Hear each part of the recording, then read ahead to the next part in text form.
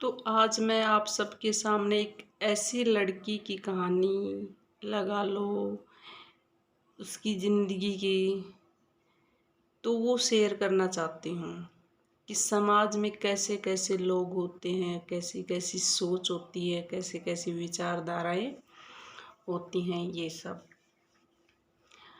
और ये एक बिल्कुल सच्ची है, इसमें कहीं भी 0% भी मिलावट नहीं है। फ़र्क बस इतना है कि मैं यहाँ पे उसका नाम नहीं लेना चाहूँगी, लेकिन ये बिल्कुल एक सच्ची है, इसमें कहीं भी कोई लाग-लपेट या मिलावट नहीं है, ये कोई काल्पनिक नहीं है। तो मैं अपना काम-वाम करके बैठी थी और वो मेरे पास आ गई। आई तो मैंने अपनी बेटी से चाय बनवाई और मैंने उसको चाय शेयर करने के लिए बोला और मैं बैठ के चाय पीने लग गई। इसी तरह से फिर बातें चल गई। तो जब मैंने उसकी लाइफ की कहानी सुनी, तो मैं खुद शॉक्ड रह गई। क्योंकि कई बार हम क्या करते हैं ना, किसी के वर्तमान को देखकर बहुत सारे कमेंट्स उठा देते हैं, उनके ऊपर बहुत सारी चीज़ें बोल देते हैं। हम उनके भूतकाल में नहीं देखते कि उन्होंने क्या सहा होगा, उनकी क्या मजबूरी रही होगी जो ये सब चीज़ें हुई। लेकिन नहीं, कोई नहीं सोचता, सब वर्तमान को देखते हैं और उस पे आवाज़ उठा देते हैं। तो जब वो 15-16 साल की थी तो उसकी शादी हो गई। उसकी शादी हो गई तो उसके 6-7 साल में 3 बच्चे हो गए उसके। उसके पति कहीं बाहर जॉब करते थे। जब उसके 3 बच्चे हुए तो वही छोटे-छोटे 5-6 मतलब 2-3 साल के ऐसे होंगे, मतलब समझ सकते हो। इतनी गहराई में मैं गई नहीं कि भई तुम्हारे बच्चे कितने थे उस टाइम। लेकिन 6-7 साल उसकी सारी शादी को हुए थे और उसके 3 बच्चे थे, तो अब कितने-कितने रहे होंगे। और वो जहाँ पे काम करते थे वहीं सड़क हादसे में वो एक्सपायर हो गए। इस दुनिया को उन्होंने अलविदा कह दिया। तो जब ऐसी घटनाएं हो जाती है इंसान के साथ, तो मैं सबसे पहले तो इस समाज से ये पूछना चाहती हूँ, उसमें उस इंसान का क्या दोष होता है। लेकिन कुछ भी हो, हमारा समाज जब लेडीज के साथ होता है तो लेडीज में लाखों कमियां बताई जाती हैं कि ये था तब हुआ, ये था तब हुआ। और जब जेंट्स के साथ होता है तो उसके नसीब में था। क्यों भाई, जेंट्स का नसीब लिखने कोई और आता है और लेडीज का नसीब तुम लिखती हो क्या? तो ये तो है लोगों की सोच। चले उस कहानी पे। फिर उसने मेरे को बताया कि वो सड़क हादसे में चले गए। मैं कुछ दिन अपने ससुराल में रही तो मेरी सास मुझे ताना देने लगी। धीरे धीरे ससुर भी ताना देने लगे कि तू हमारे बेटे को खा गई, तू ये है, तू वो है, मतलब बहुत सारी बातें उसको बोली गई। फिर ये चीज़ें जब उसने अपने मायके में बताई तो उसकी मम्मी उसको ले आई। लेकिन मम्मी ने भी कुछ दिन साल भर के लिए रखा। उसको भी एक दिन एहसास हो गया कि 3-3 बच्चों को कौन कमा के खिलाएगा, चौथी बेटी हो गई। तो उसने अपनी बेटी को कहा कि तुम अब अपना कोई काम करो। वो काम की तलाश में निकल जाती है क्योंकि सामने छोटे छोटे बच्चे भी हैं, उनको दूध चाहिए, उनको बिस्किट चाहिए। जिनको समझ में आ रहा होगा वो तो बहुत अच्छी तरह समझ सकते हैं कि ये लाइफ कितनी मुश्किल होती है। चली जाती है, वो काम करती है, कुछ कमा के लाती है। इसी तरह कुछ दिन करके उसका वो किसी जगह पे अच्छे से उसके ठीक ठाक पैसे थे और वो काम करने लग जाती है। तो वही काम करते करते उसको अपने सहकर्मी से, वहाँ कोई उसके साथ काम करता है, उससे उसकी नज़दीकियाँ बढ़ जाती हैं। लोग उसको प्यार का नाम देते हैं, लेडीज पे कुछ भी वो उठा देते हैं, ये ऐसी है, वो ऐसी है। लेकिन उसका मानना ये है कि मैंने उससे इसलिए दोस्ती की, इसलिए वो चीज़ें की कि वो मेरी हेल्प कर रहा था। तो जब ऐसी सिचुएशन खड़ी होती है एक आदमी के सामने, तो वो हेल्प करने वालों को भगवान मानने लग जाता है, क्योंकि सब किनारा कर लेते हैं। जब दुख में सब किनारा कर लेते हैं तो उन्हें बोलने का कोई हक भी नहीं बनता है। ऐसे करके उसकी नज़दीकियाँ बढ़ जाती हैं और वो एक दिन उस रिश्ते को समाज के सामने नाम दे देती है और उससे शादी कर लेती है। किस लिए? सिर्फ अपने बच्चे पालने के लिए। और वो दोनों मिलके पैसे कमाते हैं और वो अपने मम्मी को पैसे देती है और वो उसकी माँ उसके बच्चों को संभालती है। धीरे धीरे वक्त गुजरता है, बच्चे भी थोड़े थोड़े बड़े हो जाते हैं। जब 5-7 साल गुजर जाते हैं तो वो कहीं बाहर निकल जाते हैं और काम करने के लिए। उधर लोग अफवाह फैलाते हैं कि ऐसी है, वो कर गई, लेकिन वो चीज़ तो उसको पता है कि उसने क्या किया है अपने। तो बच्चों को भी लोग भड़काने लग जाते हैं कि तुम्हारी माँ ने ये किया, तुम्हारी माँ ने ये किया। लेकिन बच्चे बच्चे होते हैं, बच्चों को जब तक वो मैच्योरिटी नहीं आएगी वो नहीं समझ पाएंगे कि हमारी माँ ने ऐसा किस लिए किया।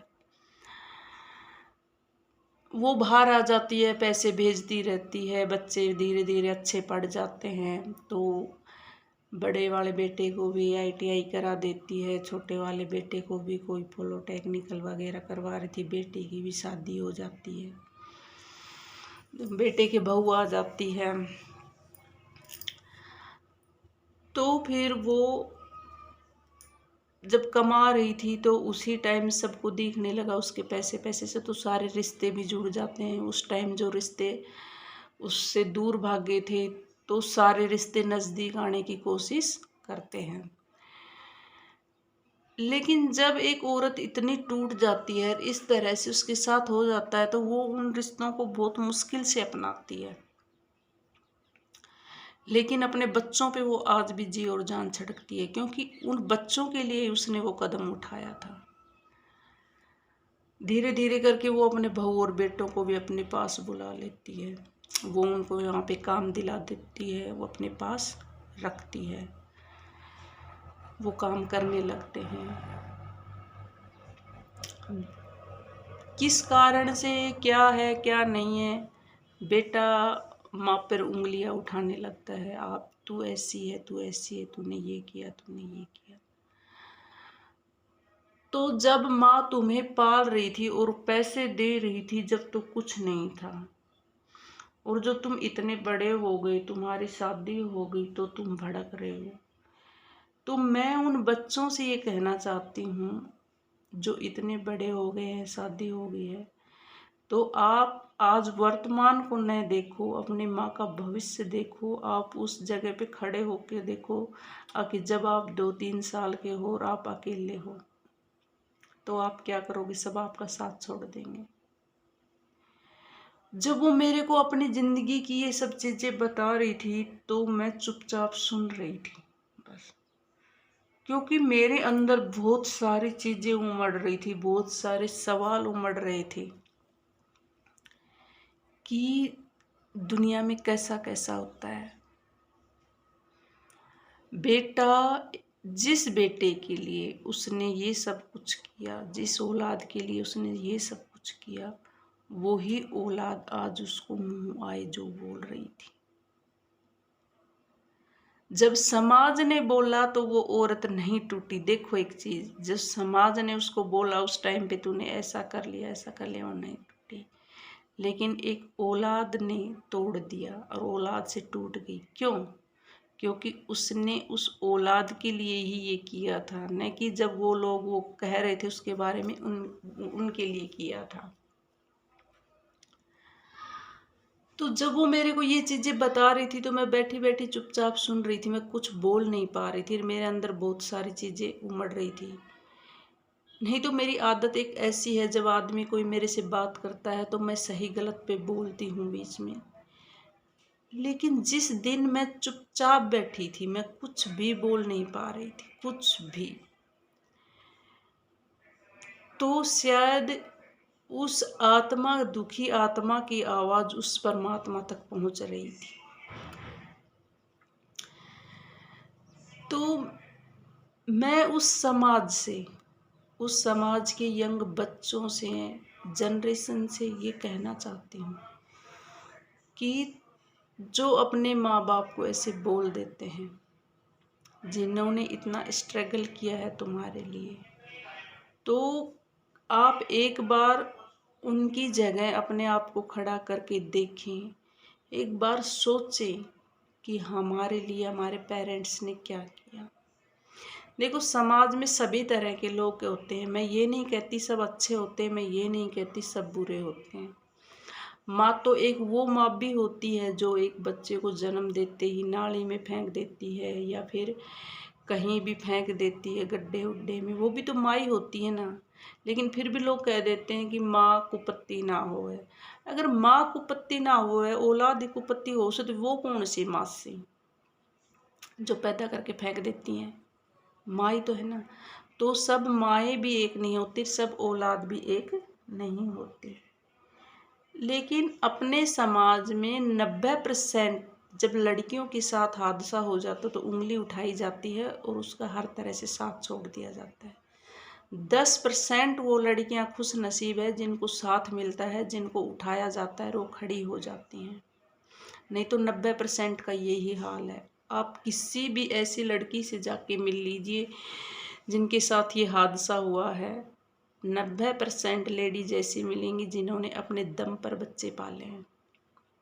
लेकिन वो बच्चे, कुछ बच्चे, सब बच्चे नहीं, कुछ बच्चे इतने नालायक होते हैं कि उनको उनकी कदर नहीं होती। कुछ बच्चे बहुत अच्छे होते हैं, वो अपनी माँ को भगवान से भी ऊपर रखते हैं। तो ये उन बच्चों के लिए है जो अपनी माँ को समझ नहीं पाए कि उस माँ ने ये काम किया होगा तो किस लिए किया होगा। हाँ, अगर वो माँ आपको उस चक्कर में छोड़ के चली गई हो तो आप कह सकते हो आप ऐसी हो, आप ऐसी हो।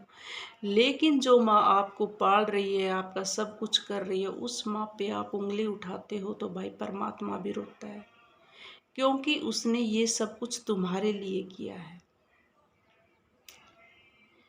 और एक बार उन लेडीजों से, आज तुम्हें पता नहीं है, जब तुम खुद पेरेंट्स बनोगे तो तुम्हें पता चलेगा पेरेंट्स क्या होते हैं। क्योंकि दूसरे का दुख दुख लगता नहीं है लोगों को, घास फूस से कट जाती है, मुँह माए जो बोल देते हैं, कोई तकलीफ नहीं है उनको। यार मैं तो ये पूछना चाहती हूँ कि भाई यार, परमानेंट है कौन? है कोई? उंगली वो ही उठाए किसी के ऊपर जिनके परमानेंट हो। जब तुम्हें पता है कि तुम्हें भी जाना है या तुम्हारे जो भी हैं उनको भी जाना है, तो तुम क्या उंगली उठाते हो? कुदरत की चीज़ों को कोई वो नहीं कर सकता। किसी का एक गया है तो किसी का पूरा परिवार भी गया है। तो किसी की लाइफ को मजाक नहीं बनाना चाहिए, किसी की भी लाइफ को मजाक नहीं बनाना चाहिए। सोचना चाहिए, समझना चाहिए। और ये इंसान की हुई चीज़, मरना जन्म लेना, ये इंसान की बस की बात कोई है? ये तो भगवान के हाथ में। भागना है किसी के साथ, ये हाँ लोग कह देते हैं तेरे साथ ऐसा हुआ, किसी के भी साथ हो सकता है, किसी के भी साथ। लेकिन छोटी सोच वाले है ना, हरकत छोटी करेंगे, उनसे आप आशा ना करें कि वो कुछ अच्छा करेंगे। और उनसे थोड़ा बच के भी रहिए, क्योंकि जब जिनकी सोच ही ऐसी है तो उनकी गंदी निकलेगी और कुछ निकलने वाली नहीं है। तो जब बात उस लड़की की थी, तो जब वो आज बता रही थी तो उसका दर्द का कोई अंदाज़ा भी नहीं लगा सकता। तो मैं सब बच्चों से, सब भाई बहनों से, मैं सबसे यही कहूँगी कि कृपया करके आप किसी की आत्मा को न सताएं, क्योंकि आत्मा जब जलती है किसी भी आदमी की तो वो परमात्मा तक पहुँचती है। आप झूठे इल्ज़ाम लगाओगे, आदमी रोएगा, वो सुनेगा नहीं? नहीं सुनेगा क्या? आप बताओ। तो बगर हुई, जो कहते हैं ना, बगर हुई चीज़ें मत बोलो आप। और जब आपको पता है कि ये किसी के भी साथ हो सकता है, फिर आप किसी को बोल रहे हो, तो सोचो। तो मेरा आप सबसे यही था, सब माँओं से, सब बहनों से, सब भाइयों से, जितने भी मुझे सुन रहे हैं, और अगर कुछ इसमें गलत लगा हो, मैंने गलत बोल दिया हो, क्योंकि मैं भी इंसान हूँ, कोई गलती हो गई हो तो मुझे उसके लिए माफ़ करना। लेकिन उन बच्चों को मैं बोलना चाहती हूँ, उन पेरेंट्स को मैं बोलना चाहती हूँ। पेरेंट्स भी ऐसे होते हैं कि छोड़ देते हैं बच्चों को, जब उनका बुरा वक्त आता है तो छोड़ देते हैं और फिर आशा करते हैं कि हम क्या इनके माँ बाप नहीं हैं। तो ये और चीज़ें हैं, ये काफ़ी चीज़ें हैं समाज की जो मेरे अंदर चलती रहती है, तो मैं अगले एपिसोड में आपसे शेयर करूँगी। तो इसमें तो आज इसकी यही कहानी थी और ये सच कहानी थी। तो समाज में ऐसी चीज़ें ना फैलाएं, अच्छे मैसेज दो, समाज में अच्छे संदेश दो समाज को। ऐसा मैसेज मत छोड़ो कि आदमी का ज़िंदगी पर से विश्वास उठ जाए और लोगों पर से विश्वास उठ जाए, इंसान का इंसान पर से विश्वास उठ जाए। ऐसे मैसेज मत छोड़ो। और कोई गलती हो गई हो तो प्लीज़ माफ़ करना। बस यही कहना था।